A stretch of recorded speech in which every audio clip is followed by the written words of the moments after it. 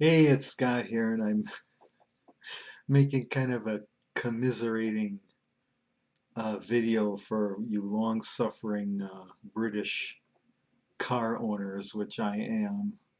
And why I say long-suffering, I've had a couple more setbacks with the saga of this 79 MGB. I actually was making a video on uh, installing some pieces of vinyl that I wanted to cover up some bare areas in the like the what would you call it, the where the radio is, the lower part, the sides or whatever inside the car, to cover up some like bare body parts of the body or whatever. And then I reinstalled these aftermarket panels. In fact, here I'm going to go and show you the driver one.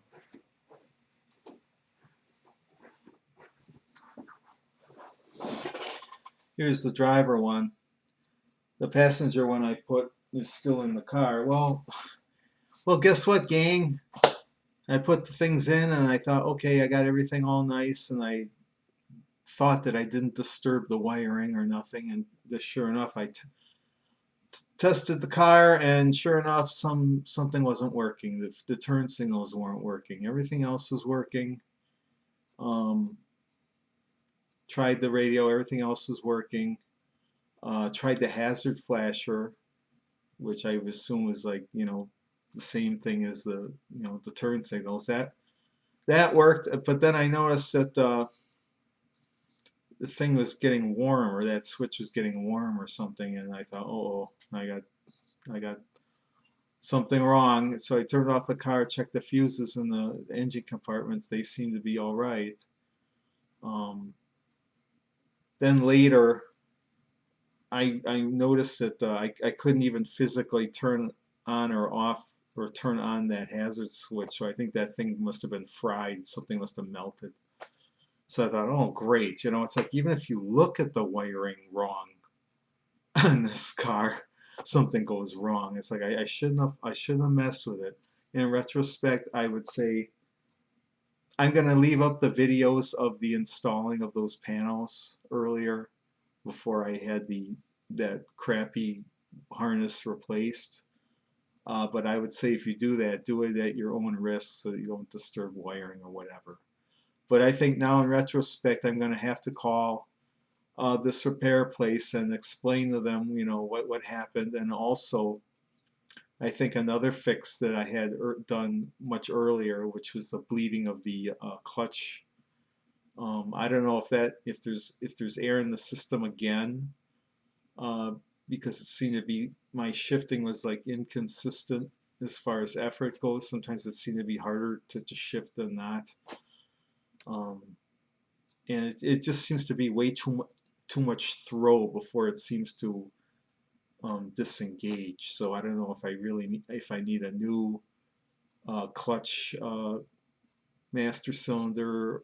The slave cylinder had been replaced a while back, but I don't know about the master cylinder, because last I noticed too, I mean, I checked the fluid, but there seemed to be fluid outside the little reservoir. I don't know if the pressure or whatever got outside of there. But these are the problems with owning a British car. Obviously, it's just temperamental things. And like I said, these things happened only a couple days after I got it back from this place when I had the major replacement of that harness. So I'm almost dreading to call them and tell them, okay, you got to pick up the car again. But at this point, it's like I figure the problems are not really going to get fully sorted out with this car until next spring. I'm already thinking about where I want to store it. I could store it with this shop that they have storage or whatever, and I may end up doing that.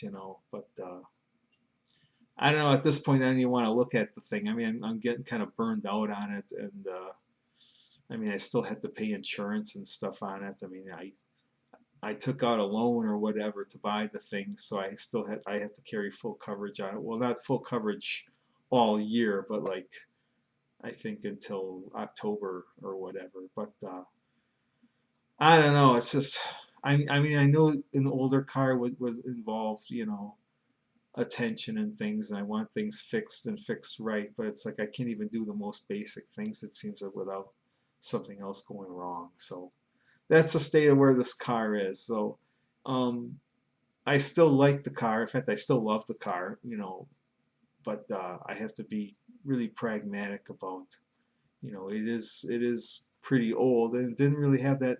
It's only got less than 60,000 original miles. So I mean, everything else was fine. The engine, you know, it runs really strong, and the brakes and everything, and it has so many things. The new exhaust was new, tires and wheels, and the body is in cosmetically the body is not in great shape, although I mean it's got dents and scratches that I wanted to kind of like give attention, but there's no rust really on it to speak of.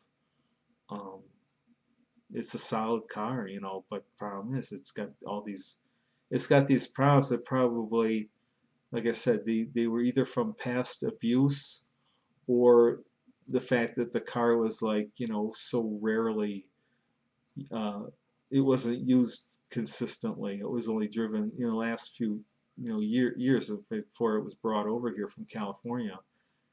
Um, the last owner, who I actually ran, who actually drove past while I was in this car too, he drove past in like a old, like a '63 Impala Super Sport or something. I mean, it looked like, you know, I don't know if he did work on it or whatever, but he told me about this. There's this restaurant or whatever in Waukesha where classic car people get together and stuff like that. So I mean, you know, I at first I didn't even recognize him too. I said, "Oh, I bought this car from a guy who just lived." Oh, and he goes, "Oh, that's me." And I was like, "Oh, that's right." I didn't recognize the guy.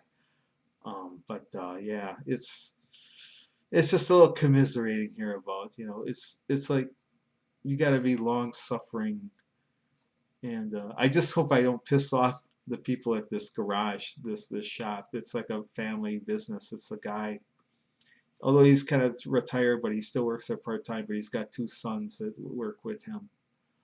Um, so I don't know if I'm going to call them right away. Um, my wallet took a big hit from the last repair, which is that the replacing the harness. That was like 800, over 800 bucks. 840 bucks, that included towing. They had to pick up the car with their trailer and take it out. So that's where we're going. And like I said, if you watch these other videos on this car, like I said, take some of this with a grain of salt. Like I said, the replacing of those panels, because I get the impression that, you know, it's like the wiring is so like delicate. It seems like, you know, if the slightest movement is seems to have a habit of maybe like disconnecting something or shorting something. So, but I'm going to leave those videos up because, you know, they are, you know, if you do it right, you know, they should be. It did look a lot better. But like I said, if it's a matter of reliability or whatever of leaving these things off, then I'll take them off. I won't put them on. I'll hold on to them. These covers.